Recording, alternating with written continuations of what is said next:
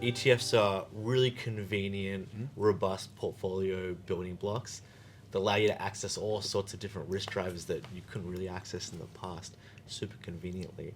I have a couple of questions that maybe you can answer at the same time. So, what's the client conversation like? Is it often that you have a client come to you and says, "I'm not really sure what I need, but these are the types of risk return objectives that I have."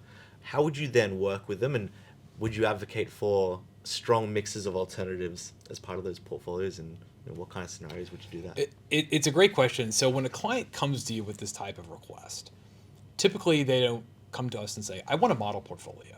What they do is they describe something a bit more esoteric and outcome centric, but what they're really asking for is a solution that meets a particular, typically a risk and return outcome with some parameters, which we can then tie back to our asset allocation framework.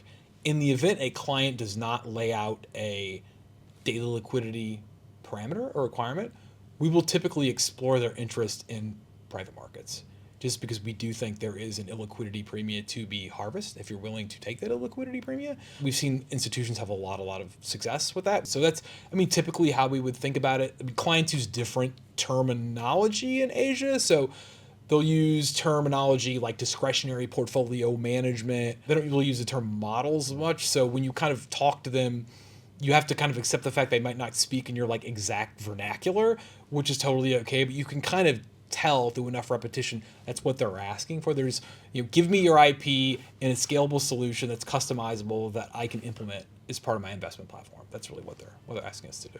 Fantastic.